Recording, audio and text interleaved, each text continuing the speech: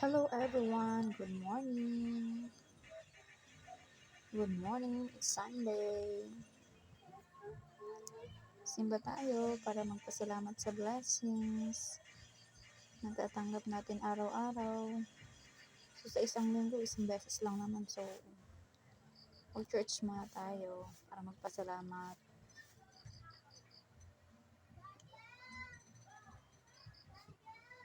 Five minutes travel from Balisungan to Paris Church.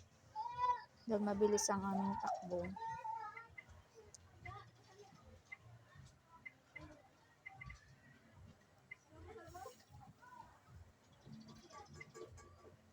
Hello sa dalawa kong kasama. Mga foreigner. Mga nakasalamin. So, nagpayabangan nga silang dalawa. Nung makita yung ama na nakasalamin, gumaya rin tong maliit na inggit. Tandem sila.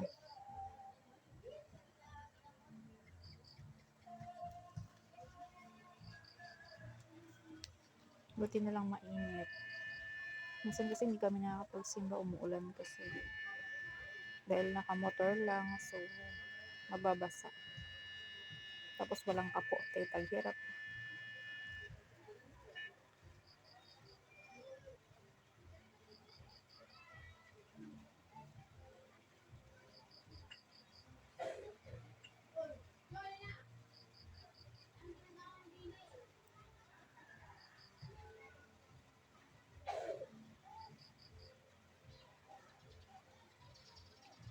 So, ayan na nga, malapit na kami sa church.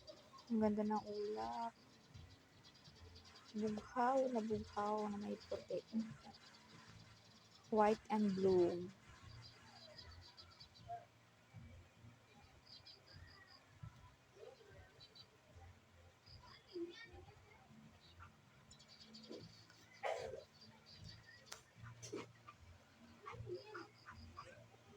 Malapit na kami sa church.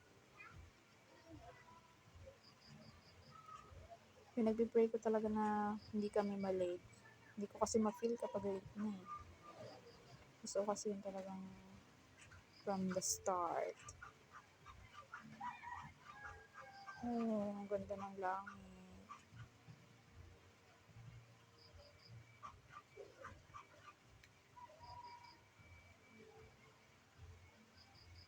Ayan na nga, nasa church na kami. Salamat naman bago pa lang mag-i-start ang misa. Naabutan pa namin. So ayan na nga, nagkukulitan na yung mag-ama. Inom agad ng tubig. Kakarating lang, inom agad ng tubig. Mainit kasi.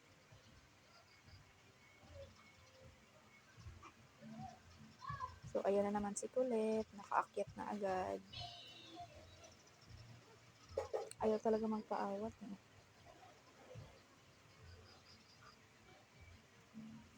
Siya talaga yung apple of the eye palagi. Eh. Nakasimangot na yan, na-stress na sa batang makulit. Ganun talaga. Nag-anak kayo eh. Chill-chill lang ako. Kapag kasi magkakasama kami, ayan, yung papa niyan, talagang bonggang-bonggang tagapagsaway niya.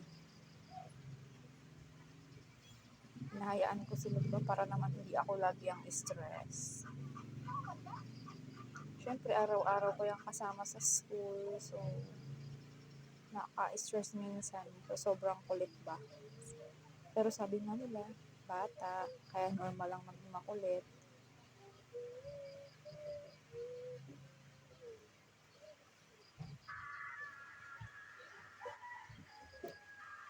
So, ayan na nga po, mag-start na yung misa.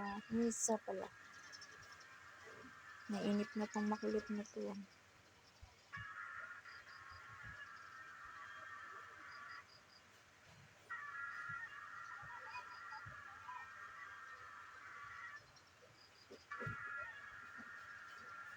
So, off cam muna tayo. Bawal sa church ang cellphone. Nakinig muna tayo sa pumilya ni Father.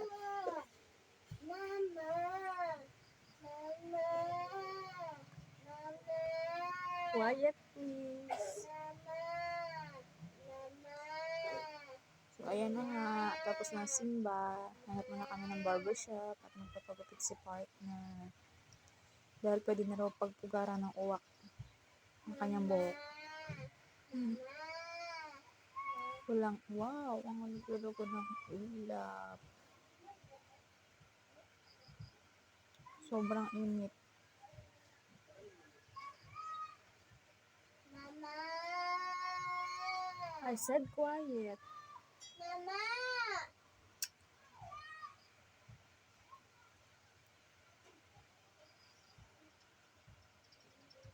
So, ayan.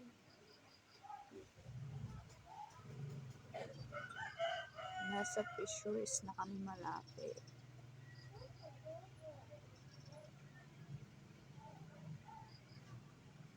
So, ayan. Naghahanap kami ng bukas na barbershop. Dahil po Sunday, so bibihira po ang bukas na mga barbershop.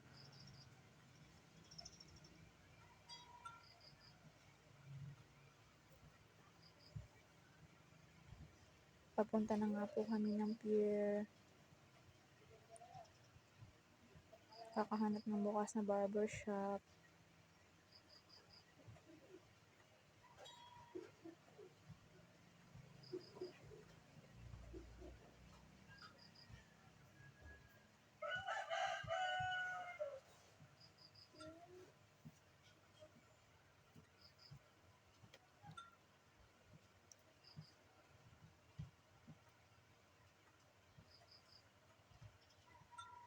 So,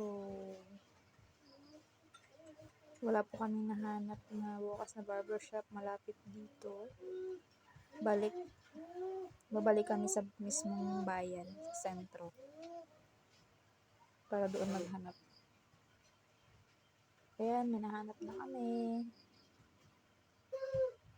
Sa dati rin. Ayan. Pero kailangang mag-antay dahil may mga nakapila. Thank you for watching. God bless sa lahat.